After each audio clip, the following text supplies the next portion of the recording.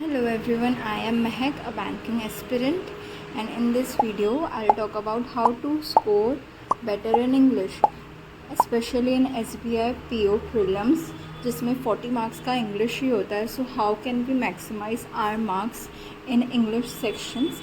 So let's go ahead. आज मैंने गाइडली का मॉक दी थी. जो गाइडली यूज़ करते होंगे वो जानते होंगे. ये देखो, ये गाइडली के नॉर्मल मॉक्स है. आज मैंने ये सिलेक्शन डिफ़िकल्ट होता है तो मैंने इसमें अच्छा स्कोर करी हूँ 65.7.5 एंड मेरा परसेंटाइल इसमें आया है 95 समथिंग. इसमें जो चीज़ बहुत मेरी अच्छी आई है वो है मेरे इंग्लिश का मार्क्स. इसमें मेरे इंग्लिश में मुझे 7.5 which is the highest I have ever scored. तो बाकी क्वांट और रीजनिंग में मेरे इतने अच्छे नहीं आ पाए क्योंकि काफ़ी डिफ़िकल्ट था वो.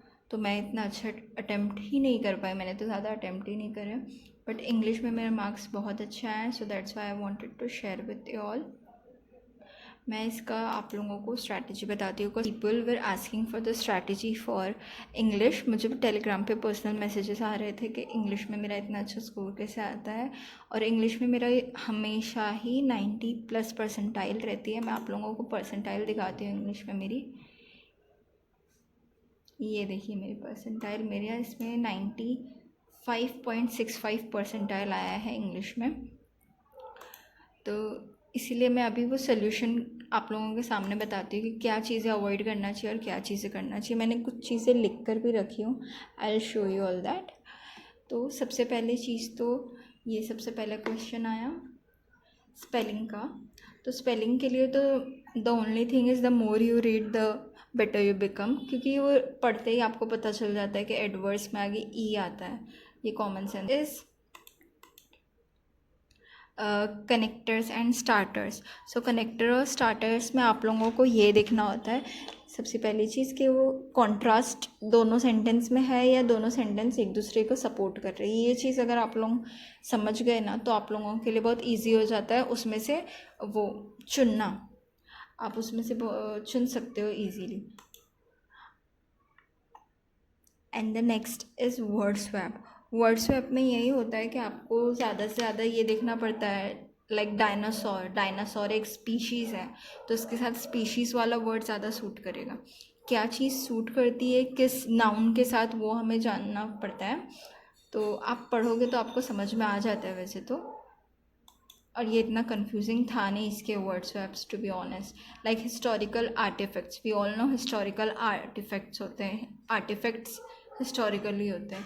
तो and they are excavated. Artifacts के लिए ये वर्ड यूज़ करा जाता है एक्सकवेटेड, जो खोद के निकालते हैं ना.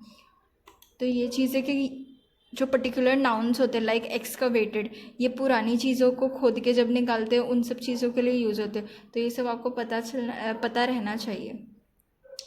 ये भी एक स्पेल चेक ही है. देन ये एरर वाला, इसमें मैंने एक चीज़ ये नोटिस करी. Scarcely had the minister started और स्कैर्सली और देन का इधर कॉम्बिनेशन दिया है.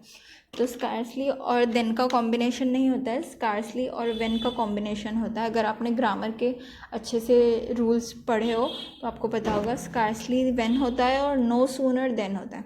तो ऐसे बहुत सारे फ्रेजेस होते हैं तो आपको ये सारे फ्रेजेस एकदम रट्टा होने चाहिए. लाइक डिस्पाइट ऑफ होता है और इंस्पाइट में ऑफ नहीं, इंस्पाइट ऑफ होता है और डिस्पाइट में ऑफ नहीं आता है. ऐसी ऐसी चीज़ें एकदम रट्टी होनी चाहिए. बिकॉज यही चीज़ों की वजह से मोस्टली एरर वाले क्वेश्चंस गलत हो जाते हैं. एरर में बहुत आते हैं ये वाले. Then the next is this cloze test fill in the blanks जो रहता है.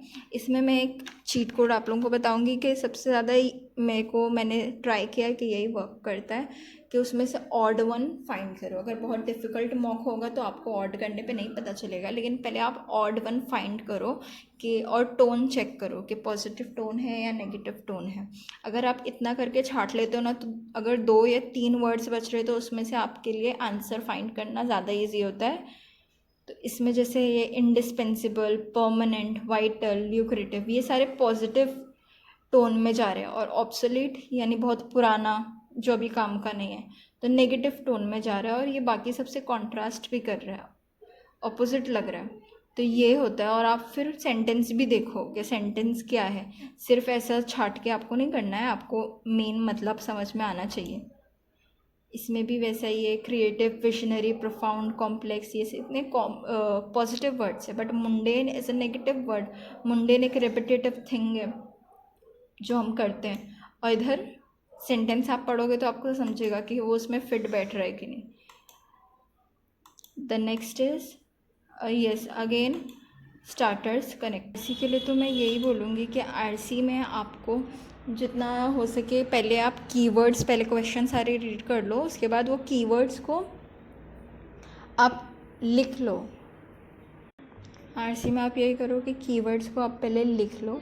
अगर आप लिख लेंगे उसके बाद आप पैसेज समझने की कोशिश करो कि पैसेज में क्या है, वो कीवर्ड को माइंड में रखते हो तो आपको आंसर्स बहुत इजीली मिलेंगे, रेदर देन पहले आप जाके पहले आप पैसेज पढ़ो, समझो, उसके बाद क्वेश्चन पे आओ। पहले आप क्वेश्चन को जान लो, फिर आप पैसेज पे जाओ, वही हमेशा बेटर होता है। मैंने हमेशा वही ट्राई किया है। उसके बाद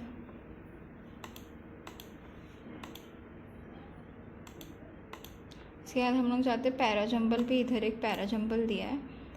पैराजंबल में ये मेरा एक गलत हो गया था, इवन दो मैंने क्वेश्चन मतलब सीक्वेंस सही सेट कर ली थी, लेकिन गलत ऑप्शन क्लिक कर दी। तो पैराजंबल पे आप ये करिए कि पैराजंबल की आप एक स्टोरी टाइप बना लो, और उस स्टोरी का एक पूरा ऐसा क्या स्टार्ट क्या होगा, रीज़न क्या होगा, प्रॉब्लम क्या होगा, फिर कॉन्सिक्वेंस क्या है, और फिर एंड या कंक्लूजन क्या निकल रहा है, पूरा आप अगर ऐसे स्टोरी टाइप बनाओगे तो ऑप्शंस में से आप अच्छा चूज़ कर सकते हो, प्रॉपर सीक्वेंस बना सकते हो।